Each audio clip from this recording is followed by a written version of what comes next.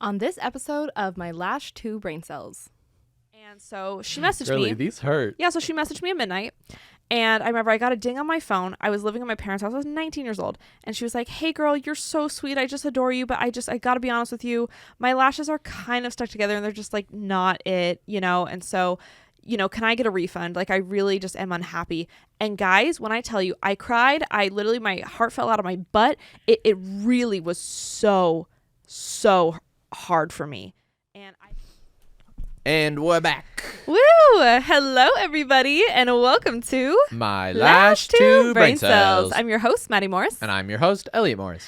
And you're probably wondering, why do they look so much better today than usual? It's because I finally got plastic surgery. Thank God. Let's go. Elliot got brand new face. Elliot baby. got his face did. Booty got did. a lip flip. Yeah. BBL. Tummy tuck.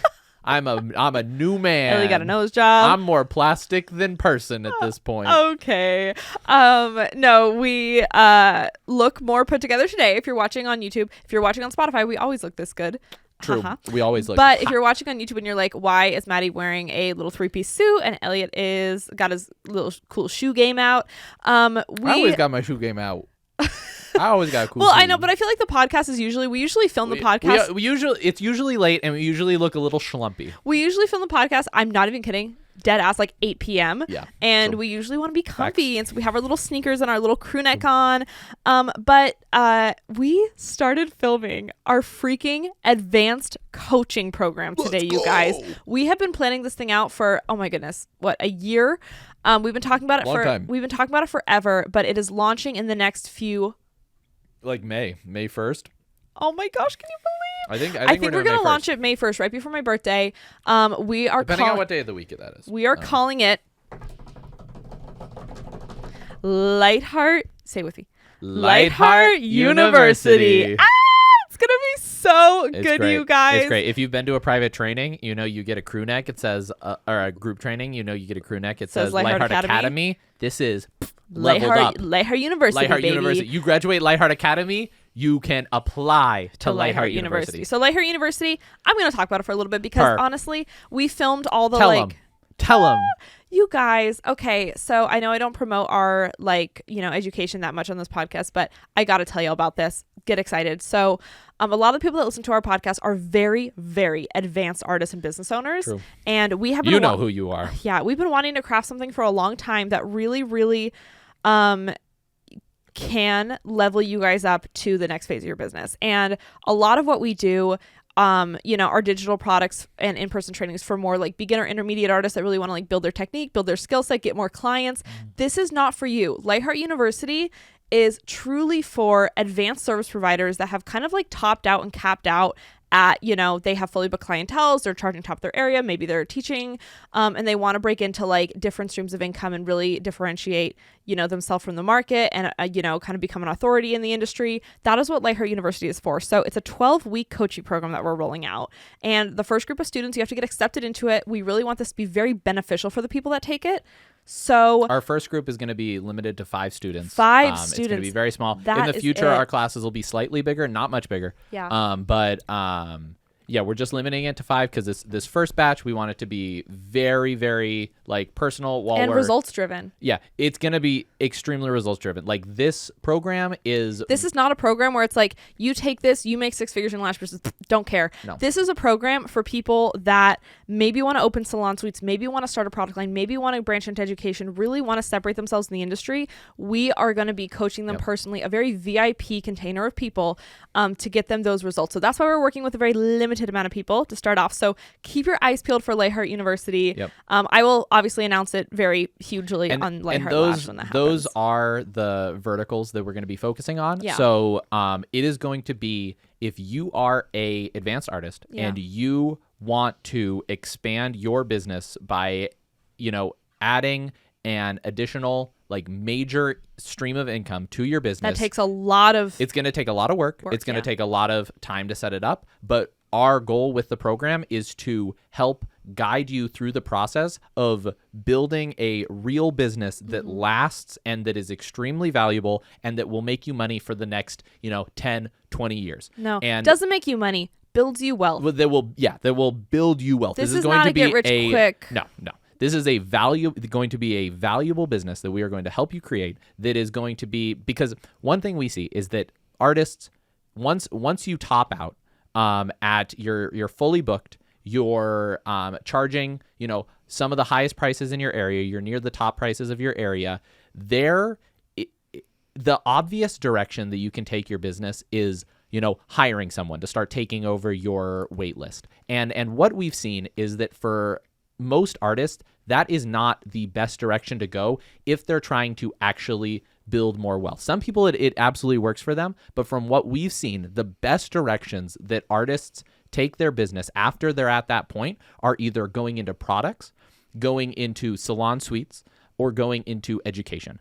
And those are really the three avenues that we are going to focus on extremely heavy in this coaching program. And those are going to be like the three primary options that we have the expertise, and we are comfortable, and we have the understanding to guide you through the process of starting businesses in those three areas, because we don't want to, work with you to start something in an area that we have no experience with. Yeah. And so these are three things that we know enough about that we can absolutely walk you through the process of starting this up, and we can work with you to build a real valuable brand to that can surpass what you are doing as a service provider. We have had a lot of success with the salon suites and the education that we do, and we really want to help other people find that success as well. And that is why we did this. And so if that is something that, is interesting to you, then you might be one of the 5. Then yeah, Woo! hit us up. I so think excited. it's probably going to be fairly competitive to get into the first 5. But if you aren't one of the first class, we're gonna have other classes. And we're gonna be prioritizing our renters at Lightheart Studios. Yes, we are prioritizing our renters, and yeah. So look out for that. I'm so excited for it. Guys, I am it's gonna be awesome. I'm so excited for that. When you do something that just makes your heart feel good, you're doing the right thing. That's how I feel about Lightheart University. So I can't wait. I know, and just to be able to intimately, personally facilitate these huge growth changes in people's business, that is just the most soul fulfilling thing I could possibly think of doing. And this is not just a series of mentoring calls or a series of coaching calls or whatever. This is really, really deep work. This is really, really gonna change lives, and that's why we're doing this. So be on the lookout for that. Plug over. Sorry. Let's get into this episode. It's I don't think we've ever advertised anything on the show before. This is worth advertising. This wasn't real. I didn't really even. We weren't even planning on we weren't okay, first we got to plug the thing. No, we were I just talk about it. Yeah, we're just so excited to talk about this because we're just we just finished filming. And the thing about the coaching program is, I'm not going to be when we launch. I'm not going to be excessively posting about it, because I honestly think it's something that is going to sell itself eventually. I think it's something that I never want to be salesy about, but I want to just take things 5 minutes on the podcast to tell you about, because if it is something that interests you, those people will sign up for it. Oh yeah. Well, and if you're listening to the podcast, you are probably the prime demographic for people who this would benefit. So yeah, if you're in your car listening to an hour and a half of just beauty business focused advice every week, you're probably in a stage where you want to grow. And if you've listened to all the other episodes, you're probably fully booked and charging high prices already. Yeah, period. So the episode that I want to dive into today, it's not going to be a super long episode, but it's going to be a juicy one. Juicy. This is an episode, and it's not going to be very long because one of our renters wants to take headshots in here. So we have 40 minutes. We got a half hour. Yes. And Let's go. I want to make sure that she can do that. So because this is a photo studio as well. So the episode that I wanted to film today, I get a lot of questions very privately about this. A lot of people don't just publicly ask it, but privately I get a lot of messages about client conflict. People that have had negative reviews. Maybe a client had all their lashes fall off. Maybe you gave someone a very, very serious irritation. Maybe someone just had a poor experience with you. Or maybe someone had a poor experience with you that maybe wasn't a poor experience, but they interpreted it as such. And this is a learning experience. I want to kind of dive into a few of those. And this is just off the cusp. I don't have notes. But I've dealt with, I'd say, about 3 in my career, which I'm very proud of that track record. But the 3 were definitely very pivotal for me because it immediately made me shift how I operate. Yeah. And it should. If you ever get negative feedback, it is a learning experience. It makes or breaks you as a business owner the way that you handle it. And if you handle it negatively, that is a ripple effect. People will know, people talk, people write reviews, people tell their friends. Maybe something wasn't even an issue and it's just you didn't communicate effectively, like maybe the results And of the now service. it is an issue. Yeah. So one of, the funniest thing that I want to mention first off is when people have a client conflict, like an average artist, just anywhere in the world, has a client conflict, a client messages them, they say, hey girl, all my lashes fell off on this one eye. I'm not doing anything wrong. It must be your glue. Get me in to fix this right away. I want a refund, whatever. What is the first thing that artists do? What is the first thing they do? Don't say it. Don't say it. They post the text Why? thread in Facebook groups. Why? Lash Don't do artist that. Facebook groups. They write in the Come Facebook groups and they say, on. hey, you guys, I don't know how to handle this. I had a client send me this message. My heart is pounding. I don't know what to say. And then there's 35 comments of people telling them just random advice, right? But here's the not thing about good advice. Facebook groups, right? Facebook groups that people put those kind of messages in are the blind leading the blind. It is like asking, someone that is in the exact same position as you for advice. Why? Think about it. Why would you ask someone in the same position as you for advice? Why would you ask someone who posted the same thing 2 days ago For also advice. asking? But it's commonplace. So number Which one, is why you should join the Lightheart Lash Besties group, the best lash group on the internet. if somebody posts that kind of stuff in Lightheart Lash Besties, Delete.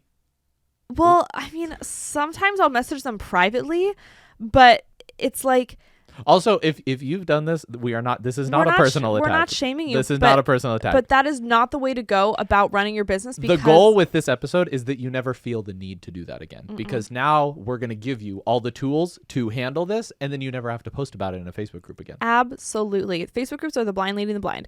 Lightheart Lash Besties, I moderate very, very closely. So everything in there is very constructive. And not just like people being like, I don't know what to do with my life. I don't know. Because then it's just scrambling, and I want it to be very informative and constructive. And so we have a lot of beginner artists in the group. But we also have a lot of advanced artists in the group, and a lot of students of mine that kind of act as moderators and are able to kind of I need to figure out how to give them like little moderator tags. I know how, don't yeah. to do that. I'll do that later. We should do that. But okay, so when you have a client send you a very unfavorable text, something along the lines of like, hey girl, a lot of my lashes fell out. I'm worried, I paid so much and this isn't what I expected. Or something along the lines of like, just dissatisfaction. I'm not even talking about something like an allergy or an irritation. I'm talking just about like they're unsatisfied with the service that you did. First things first, be on the client's side.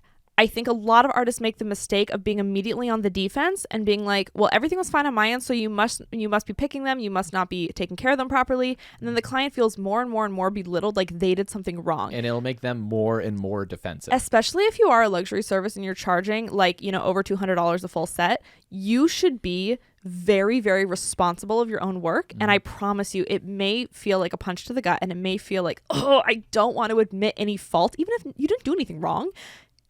And Elliot had a great story about this.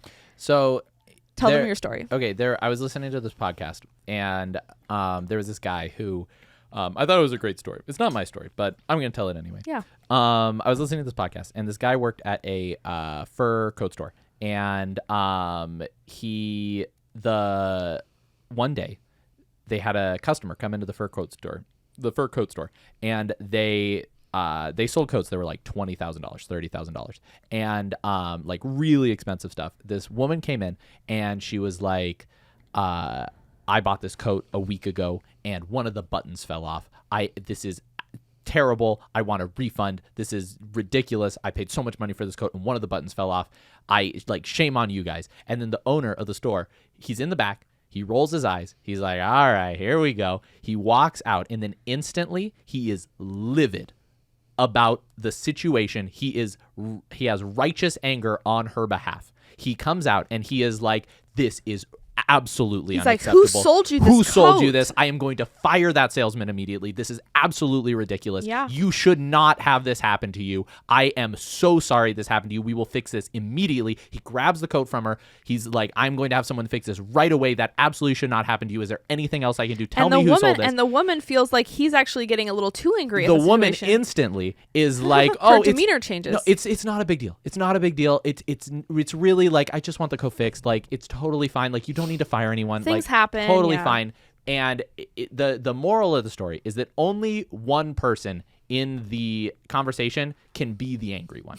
And if you're angrier than the client, if you're angrier and if the client feels like you are taking their side and you are more angry about what happened than they are, then their instinctual response is going to be like, you know what, it's not that big a deal. because 100% of the time the client is not going to try to get more angry and then you get more angry. And, it's just like they No. immediately feel like, ooh, well, I'm not that angry. Yeah, she's like, it's actually not that big a deal.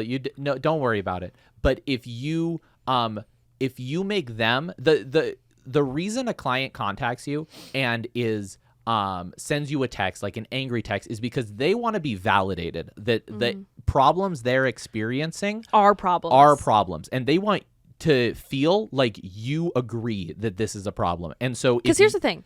The problem exists regardless. yeah, the problem exists. And so by confronting it and saying, this is absolutely unacceptable, this should not be happening, I am so sorry that you are experiencing that. Let me rectify this right away. And you are very on top of it. And they see that you are taking this as seriously or more seriously than they are. Then instantly they will 180 their disposition. They'll be like, okay, in their head, like in their lizard brain in the back of their head, they're going to be like, okay, no, this person understands where I'm coming from. I have been validated now.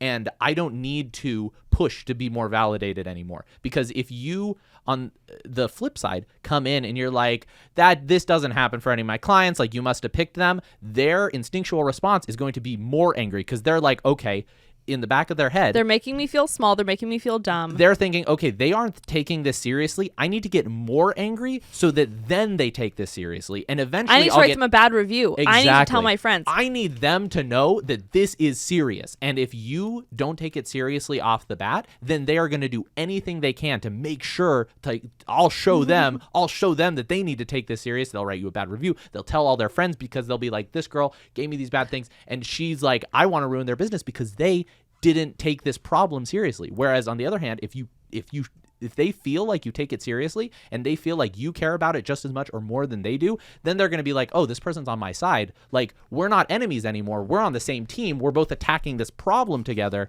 Like, Hey, man. that's the way to do it. Pop off, Elliot.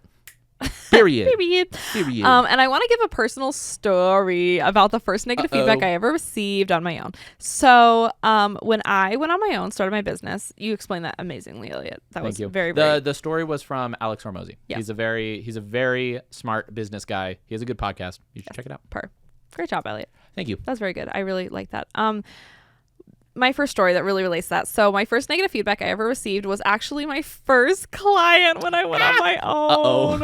Uh-oh. So I worked at a salon and I was a very inexperienced lash artist. As you guys know, I was doing 0.25 diameter classic lashes on everyone. I had no formal training. Like I was really just I was a salon employee. So my first time I got my own space and I started taking clients, I only had this really, really poor classic experience. So I had a girl book with me. And she came in with volume lashes on for a foreign fill. And she was so sweet, so nice to me. Literally brought me flowers, was the kindest girl ever. And I was like, oh my gosh, this is literally my first client ever. I'm so nervous.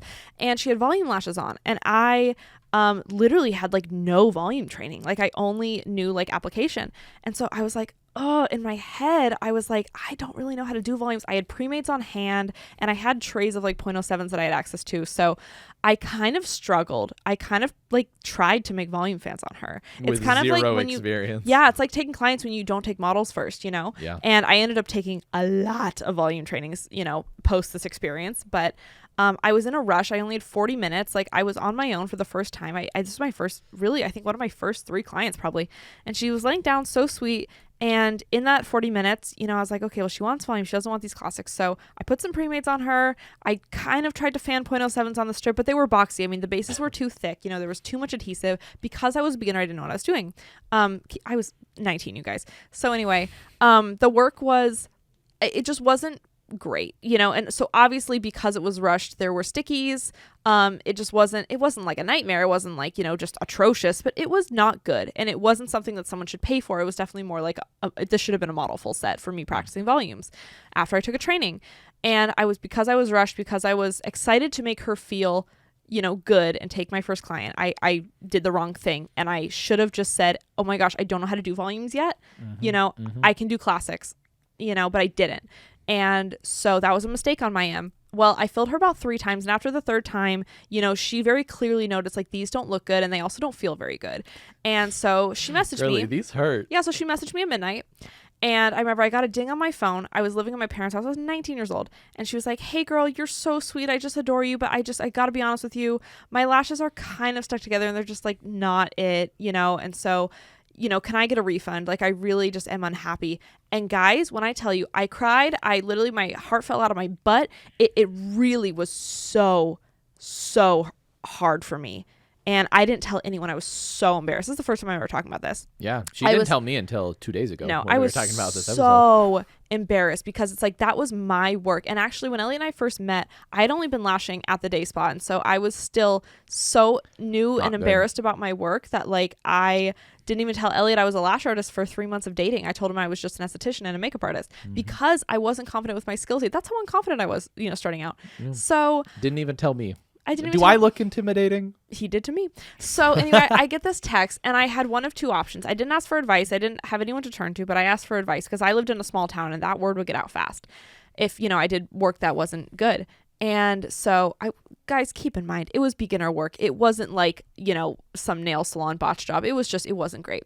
So I had one of 2 options. My first option was I could respond back and I could say, hey girl, they look fine to me. Stickies totally happen. Let's just get you in for your next fill. I don't do refunds. As you read on my website, I have a refund policy, no refunds. I spent my time. I spent my product. I spent my work. And so, I'll make sure there's no stickies next time, but just don't worry about it. Like I could have said that, right? Yeah. On the other hand, what I did do, and I'm grateful that I handled it this way, is I wrote back immediately at midnight. I did not wait until the next business day because this was such an emergency. She wrote me at midnight. Yeah. I'm going to respond to her at midnight. Right? I wanted to let her know this is urgent. I will wake up out of a dead sleep to respond to this because this is bad.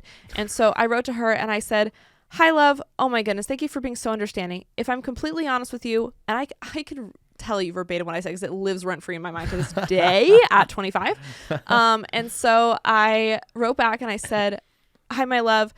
Oh my goodness. I am so embarrassed. If I'm being completely honest with you, it is my first week on my own and I don't have any volume experience and I have really been rushing my work and this isn't the quality of work that you should have been receiving. I'm not going to refund you for this fill. I'm going to refund you for every single time you've seen me.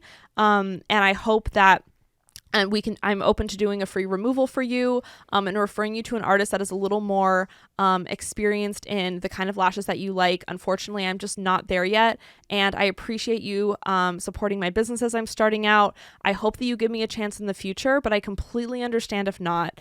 I am so sorry.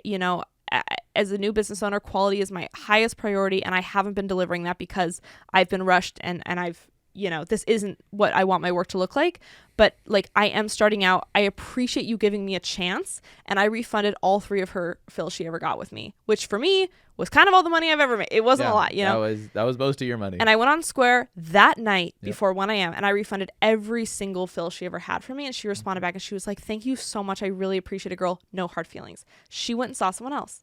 And I completely understand. I'm sure they talked crap about me, but I really learned from that. And I looked at all of my other work from those earlier weeks and I was like, you know what? I need to stick to classics until I take multiple volume trainings. Yep. And so I did. I went back to doing classics. I put the pre-mades away because pre-mades were giving me stickies. Their bases were too thick. And I invested in my education. I took other volume trainings until I was comfortable enough. And obviously my work still wasn't good for a period of time because lashes, I will say, lashes over anything else in the beauty industry, there's a very long period of time where you are not going to produce work consistently that is great. Mm-hmm. It is a hard hard skill to master. I mean, even especially if you're giving yourself 40 minutes, do not do that. Give yourself more a time. lot of time in the beginning. I was literally doing 30-minute fills in the beginning because crazy. that's what I was taught to do. You only know what you're taught. Yeah, true. And now my fills take me 2 hours. You'd think that I would be faster as a more advanced artist, but I've realized throughout my career that, quality is key, and being slow is fine if you are producing that quality. You can charge more, you can get better clients, you build that trust. But I was not giving myself enough time, and I was too inexperienced to be working on people. I needed to be charging model fees starting out. And so that taught me a lot, and I implemented into my business. And any time I ever had any negative feedback, whether it was warranted or not, I always handled it like that from then on. Never on the defense, always trying to say, I completely understand that should not be happening. If someone had something like, hey girl, my lashes are falling off more on this eye. Is there something I'm doing, or can you get me in sooner? I would always respond immediately. And if someone texts you to reschedule an appointment, you can wait a little bit. You can wait until it's office hours. But if something was negative, immediate response from me. True. Immediate. Hi, beautiful. Oh my goodness. I am so sorry that is happening to you. Yes, they should be shedding evenly on both eyes, especially if you're taking, correct care of them, which I know you are. I know you are. I know you're taking great care of them. What's happening on my end? What I would always do is if I had a client that was having major retention issues, what I would do is I would reach out to every single other client that I had the day they saw them, and I would confirm that no one else was having retention issues. And sometimes that was the case. If someone was having major retention issues, I would text all 4 of those clients I had that day, and I would say, hey girl, I'm having a client struggling with her retention. I saw them around the same time as you did. How are your lashes? Is there anything that maybe was off that day that I should know about? That also shows your other client, oh my gosh, this girl cares so much about each and every one of us. Yeah. And most of the time they'd be like, no, everything's good with me. But maybe there was something that day. Maybe your humidity was off. Maybe your adhesive was expired. Maybe your application was just a little bit off that day. We have off days. We're working with so many different variables and so many different chemicals. If something was off that day and it actually affected someone's retention, it might be affecting every single other person's that day too. And that's something to troubleshoot with yourself. So I would always just respond like troubleshooting. Okay, well, let me first troubleshoot number 1, my application. How is my application, right? Really, really think about it from that day. That's why I take pictures of literally every fill I do. And then I would just ask, questions like, are you sleeping differently? Did you do anything differently than your usual routine? No. In that case, I would just say, oh my gosh, well then that's so weird. I'm really sorry that happened for you. Let me move some things around my schedule. I'll get you in as soon as I can.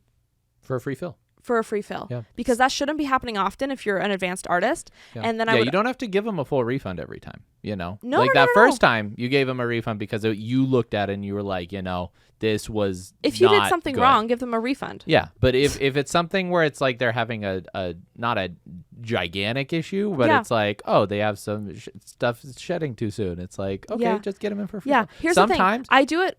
Oh, you go. Sometimes you need to take a short-term L for a long-term dub.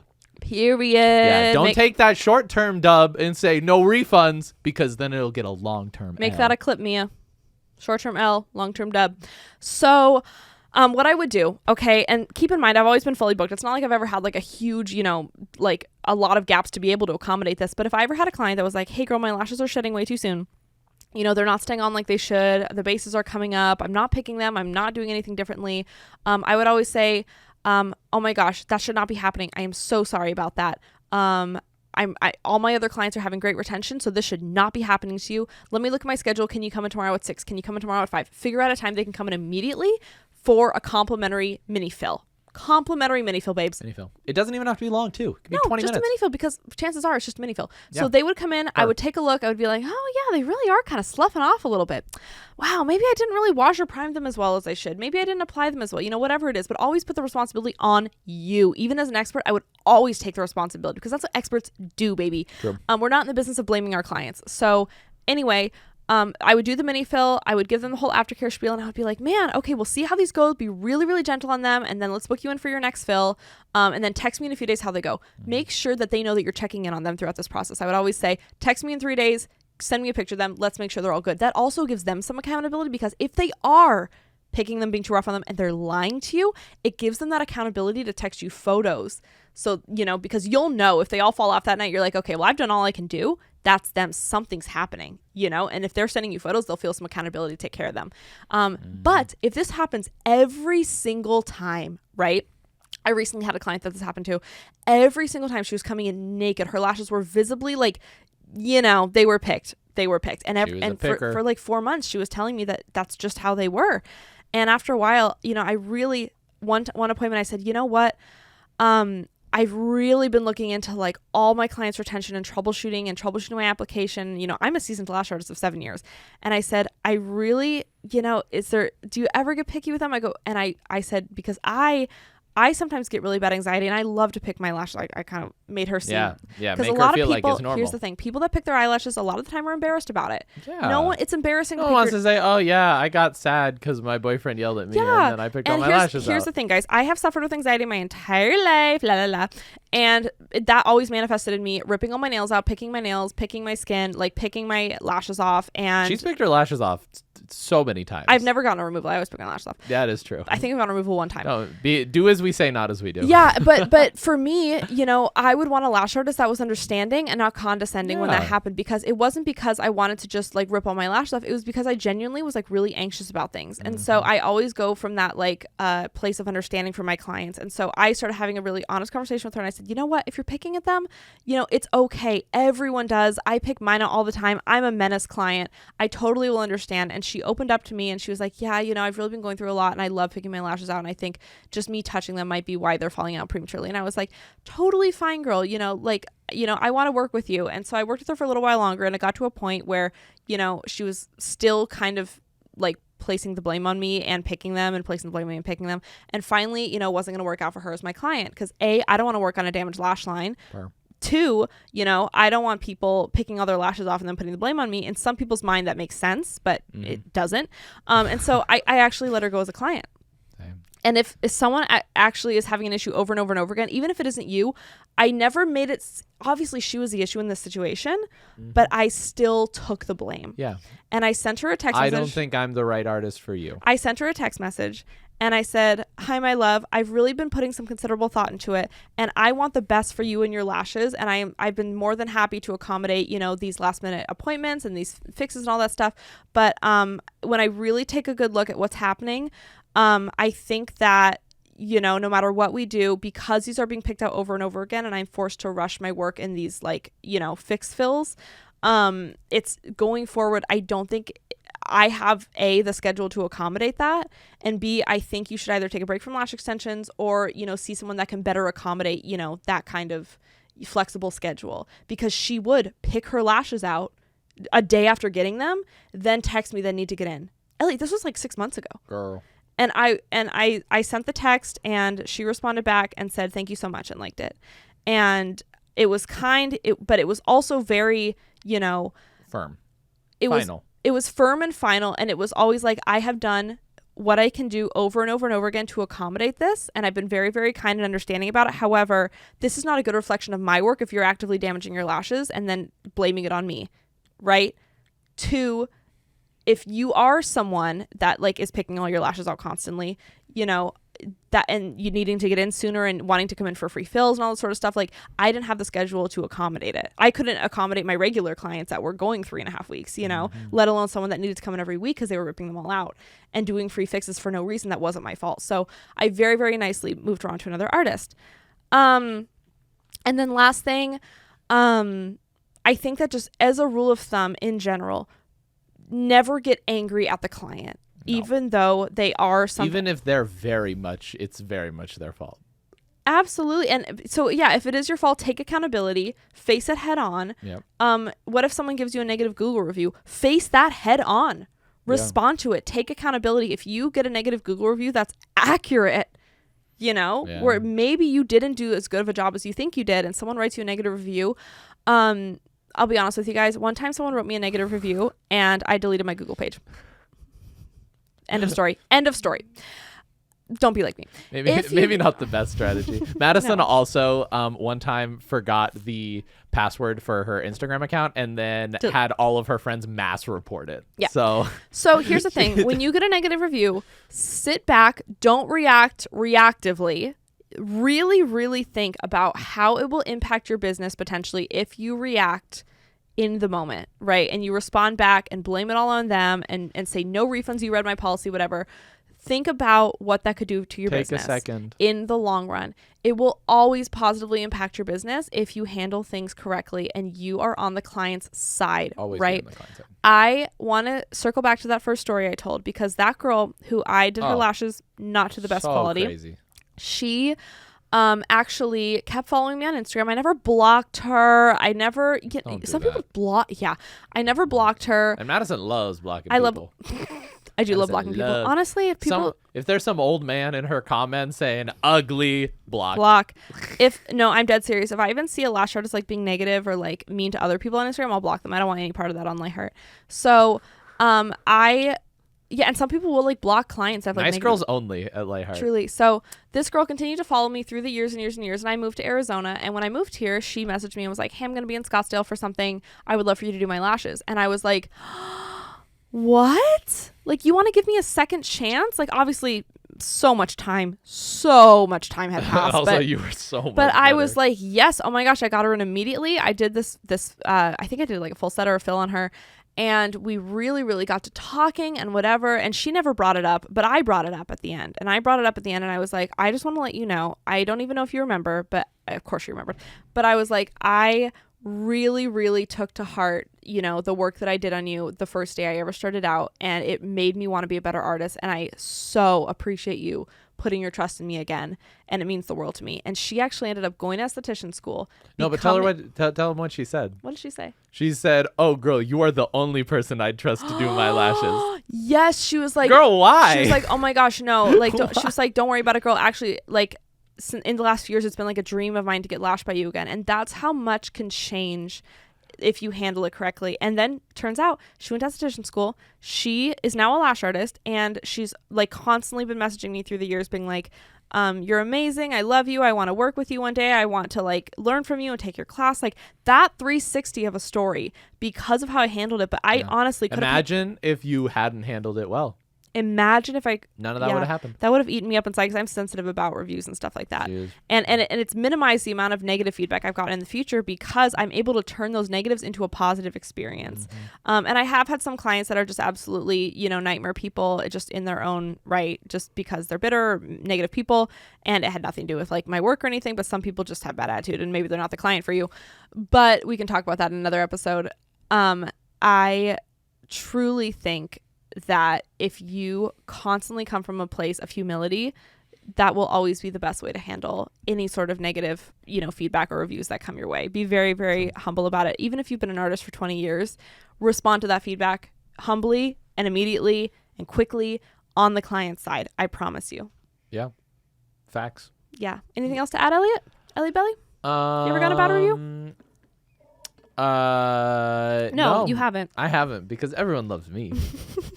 I was just thinking while you were talking, I was like, it's crazy how specific our podcast is, yet still people listen to it. I know. It's so niche. It's so cute. It's so niche. I know, because here's the thing is like, we could just have a podcast about anything. Business. Relationships, celebrity gossip. Girl boss success. Yeah, but honestly, this is a podcast that's so niche and so targeted towards lash artists and like lash professionals that it really is sweet. We love seeing like you guys listening to it in the car, listening to it at the gym, listening to it with your friends, whatever. Warms our heart, really makes us want to keep going. And we even have, it's so funny, one of our friends, Caleb Rogers called me last night. Caleb. And I was like, why is Caleb Rogers calling me? Because what's he going to talk to me about? Like, I don't think Caleb Rogers has ever called me ever. I love so it. he calls me and he was like, hey Maddie. And I was like, hey buddy. And he goes, I was just listening to your podcast today and I just wanted to tell you that I really like it.